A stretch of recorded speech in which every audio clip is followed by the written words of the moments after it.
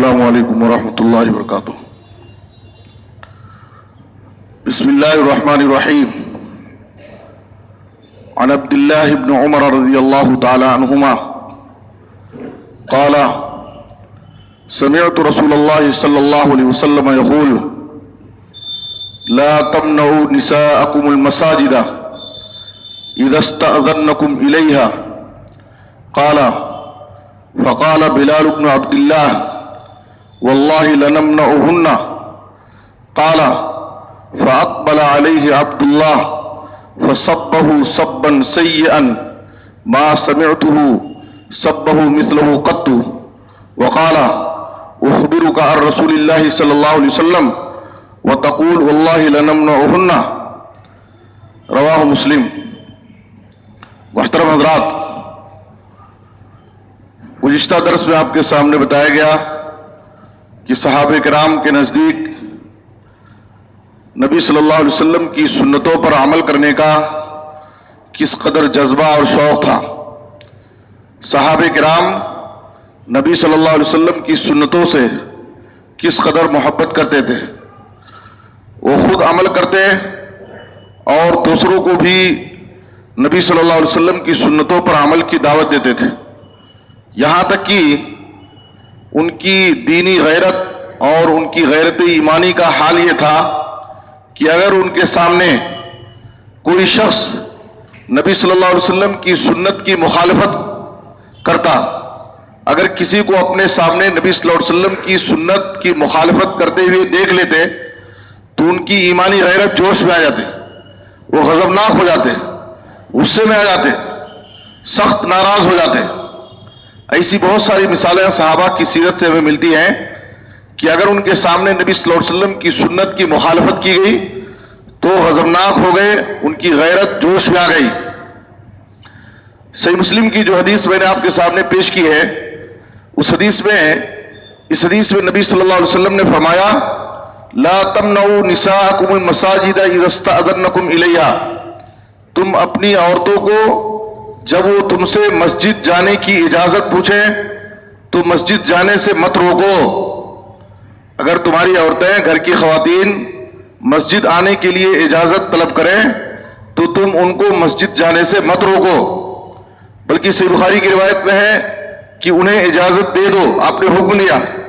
ایک حدیث میں آپ نے حکم دیا ہے کہ انہیں اجازت دو، دوسری حدیث میں آپ نے منع کیا ہے کہ انہیں مت روکو۔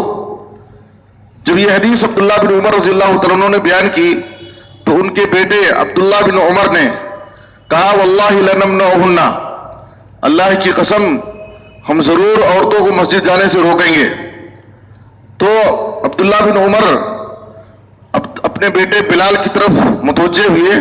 فاقبل علیہ فصبہ صبا سیئا، اور بہت بری گالی دی ان کو، فصبہ صبا سیئا، بہت برا بھلا کہا۔ راوی کہتے ہیں ما سمعتہ صبہ مثلہ قط، اس طرح سے کبھی عبداللہ بن عمر کو میں نے کسی کو برا بھلا کہتے ہوئے نہیں سنا۔ اتنا سخت ناراض ہو گئے کہ اس قدر برہم ہوئے اور اتنا برا بھلا ان کو کہنے لگے کہ ایسا کبھی ہم نے نہیں سنا۔ اس کے بعد کہا اخبرک عن رسول اللہ صلی اللہ علیہ وسلم وتقول واللہ لنمنعہن، میں تجھ سے رسول اللہ صلی اللہ علیہ وسلم کی حدیث پیش کر رہا ہوں، تیرے سامنے رسول اللہ صلی اللہ علیہ وسلم کی حدیث بیان کر رہا ہوں، اور تمہاری یہ جرات کی تم کہتے ہو کہ ہم ضرور روکیں گے۔ رسول اللہ صلی اللہ علیہ وسلم کہہ رہے ہیں کہ مت روکو، اور تمہاری یہ جرات کی تم کہہ رہے ہو کہ ہم ضرور روکیں گے۔ تو عبداللہ بن عمر رضی اللہ عنہ نے ان کو بہت برا بھلا کہا۔ اس حدیث میں جہاں اس بات کی وضاحت ہے کہ خواتین کو مسجد آنا چاہیے اور مسجد آنے سے ان کو کسی بھی طرح سے نہیں روکنا چاہیے، اس لیے کہ نبی صلی اللہ علیہ وسلم کے، اور اس کی بہت ساری مثالیں احادیث سے موجود ہیں کہ نبی صلی اللہ علیہ وسلم کے زمانے میں خواتین باقاعدہ نمازوں میں شریک ہوتی تھی، یہاں تک کہ رات کی نمازوں میں، عشاء کی نماز میں، فجر کی نماز میں بھی حاضر ہوتی تھی، اور جمعہ کے خطبے میں شریک رہتی تھی، وعظ و نصیحت کی محفلوں میں شریک ہوتی تھی۔ باقاعدہ ان کو اجازت ہے، وہ شریک ہو سکتی ہیں،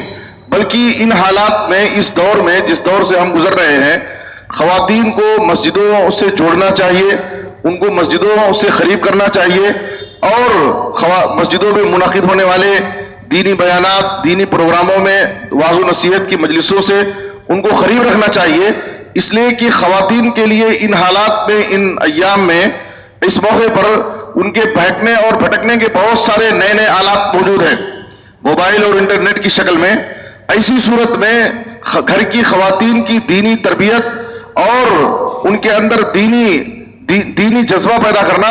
ان کی اصلاح بہت ضروری ہے، اس لیے کہ گھر کی خواتین کی اصلاح ہو گئی تو گھر کا ماحول خوشگوار ہوگا اور وہ اپنے بچوں کی صحیح تعلیم و تربیت کر سکتی ہیں۔ تو گھر کی خواتین کو باقاعدہ مسجدوں میں آنے کی اجازت دینی چاہیے اور انہیں نہیں روکنا چاہیے۔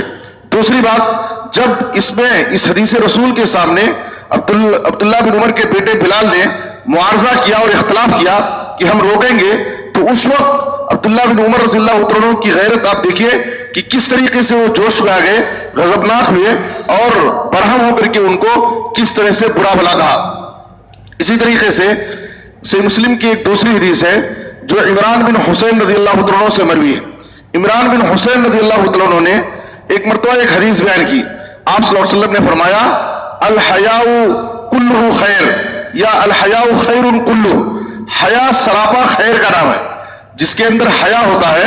تو اس کے اندر خیر ہی خیر ہے، اس لیے کہ آدمی کے اندر حیا کی صفت اس کو برائی سے، اللہ کی نافرمانی سے،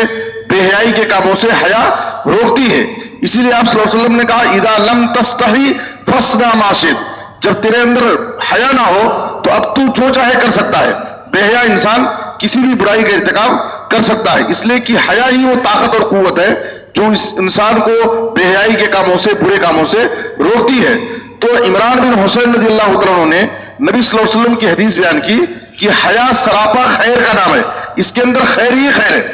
تو بشیر بن کعب عدوی نے اس حدیث کو سننے کے بعد کہا کہ ہم حکمت کی کتابوں میں پڑھتے ہیں،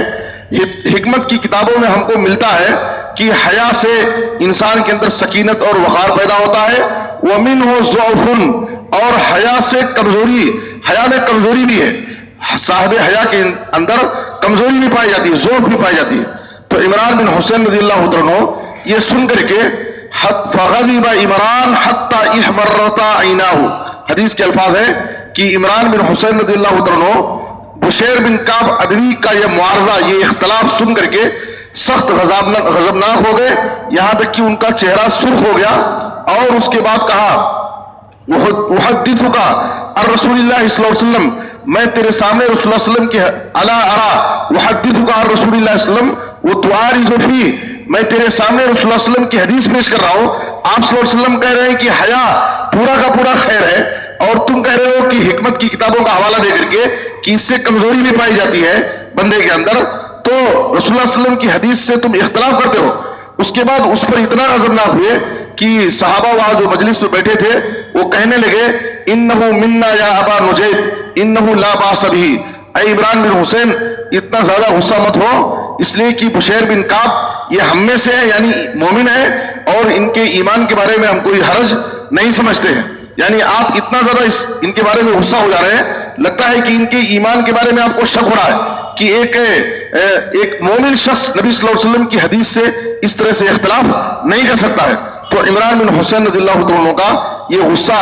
بشیر بن کعب عدوی کے سامنے ایسا ہوا۔ اسی طرح سے صحیح مسلم میں ایک تیسری حدیث ہے، عبداللہ بن مغفل رضی اللہ عنہ نے ایک شخص کو دیکھا کہ وہ کنکری چلا رہا تھا، کنکری پھینک رہا تھا،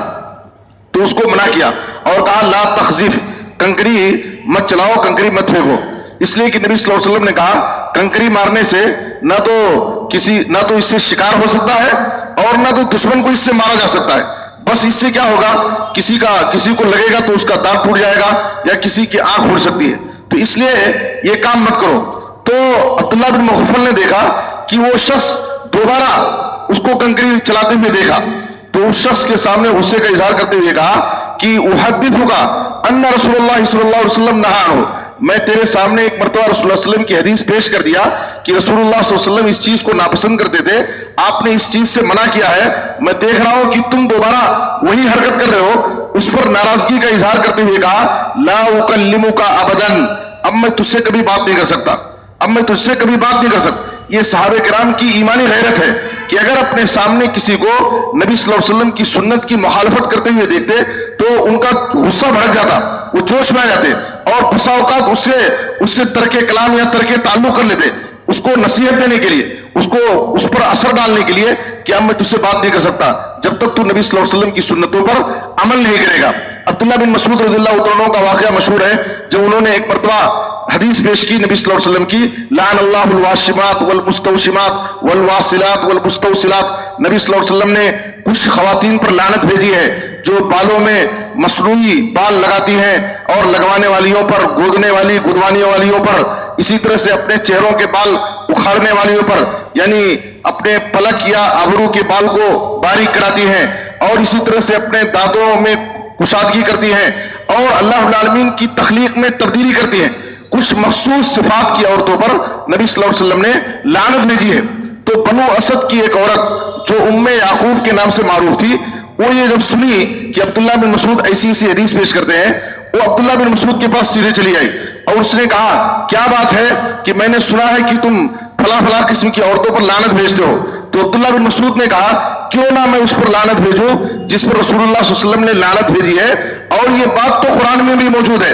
تو یعقوب، وہ عورت بنو اسد کی، اس نے کہا کہ تم کہتے ہو کہ قرآن میں ہے، حالانکہ میں نے پورا قرآن پڑھ لیا ہے اور قرآن میں مجھے کوئی ایسی آیت نہیں ملی کہ اس میں اس قسم کی عورتوں پر لعنت بھیجی ہو۔ آپ دیکھیے اس خاتون کا قرآن مجید سے کتنا گہرا تعلق ہے، اس نے کتنے جرات سے کہا کہ میں نے پورا قرآن پڑھ لیا ہے اور پورے قرآن میں ایسی آیت نہیں ہے جس میں اس قسم کی عورتوں پر لعنت بھیجی ہو۔ تو عبداللہ بن مسعود نے کہا کہ اگر تم نے قرآن پڑھا ہے تو تمہیں قرآن میں یہ آیت ملے گی، وَمَا آتَاكُمُ الرَّسُولُ فَخُذُوهُ وَمَا نَهَاكُمْ عَنْهُ فَانْتَهُوا، رسول جو تم کو دے، جس چیز کا حکم دے تم اسے لے لو، اور رسول جس چیز سے تمہیں منع کرے اس سے باز رہو، اس سے رک جاؤ۔ تو رسول اللہ صلی اللہ علیہ وسلم نے ان چیزوں سے منع کیا ہے، اس قسم کی عورتوں پر لعنت کیا ہے، تو یہ بھی بات قرآن کی بات ہوئی۔ تو عورت خاموش ہو گئی۔ اس کے بعد اس عورت نے کہا کہ مجھے لگتا ہے کہ یہ صفات تمہارے گھر کی عورتوں میں بھی ہو سکتی ہیں، تم اس قسم کی عورتوں پر لعنت کر رہے ہو، حالانکہ یہ چیزیں تمہارے گھر کی عورتوں میں بھی پائی جا سکتی ہیں۔ تو عبداللہ بن مسعود رضی اللہ عنہ نے کہا کہ ٹھیک ہے، میں یہیں پر رہوں گا اور تم میرے گھر میں جاؤ اور میرے گھر کی عورتوں کو دیکھو، اگر کیا میرے گھر کی عورتوں میں یہ صفات پائے جاتے ہیں۔ تو خاتون گھر میں گئی اور باقاعدہ دیکھ کر کے آ کر کے اس نے کہا میں نے تمہارے گھر کی عورتوں میں اس قسم کی چیزیں نہیں پائیں۔ اس کے بعد عبداللہ بن مسعود رضی اللہ عنہ نے جو کہا، صحیح بخاری کی حدیث ہے، عبداللہ بن مسعود رضی اللہ عنہ نے کہا لو کانت کذالک ما جامعتها، اگر میرے گھر کی خواتین کے اندر یہ صفات پائے جاتے جن صفات پر اللہ اس کے رسول نے لعنت بھیجی ہے، جن چیزوں سے اللہ اس کے رسول نے منع کیا ہے، ایسی کوئی صفت میرے گھر کی خواتین میں اگر پائی جاتی، ما جامعتها، تو میں اپنی عورتوں سے مباشرت نہیں کرتا، ان سے اپنا تعلق توڑ لیتا، ان کو اپنے بستروں سے الگ کر دیتا۔ یہ صحابی رسول کے پاس یہ ایمانی غیرت ہے کہ وہ اپنے گھر کے خواتین میں، اپنے بچوں میں، یا صحابہ کرام سماج اور معاشرے میں جب کسی کو نبی صلی اللہ علیہ وسلم کی سنت کی مخالفت کرتے ہوئے دیکھتے تو ان کا غصہ بھڑک جاتا، وہ ان کی ایمانی غیرت جوش میں آتی اور وہ غضبناک ہو جاتے تھے۔ اس لیے ہمیں بھی چاہیے کہ ہم خود نبی صلی اللہ علیہ وسلم کی سنتوں سے محبت کریں، خود آپ صلی اللہ علیہ وسلم کی سنتوں پر کما حق و عمل کرنے کی کوشش کریں، لوگوں کو بھی نبی صلی اللہ علیہ وسلم کی سنت پر عمل کرنے کی دعوت دیں، اور نبی صلی اللہ علیہ وسلم کی سنت کے تعلق سے صحابہ کرام میں جو ایمانی غیرت پائی جاتی تھی وہ اسی غیرت ہم اپنے اندر پیدا کرنے کی کوشش کریں۔ اس لیے کہ صحابہ کا ایمان ہمارے لیے معیار ہے، صحابہ ہمارے لیے، صحابہ کا منہج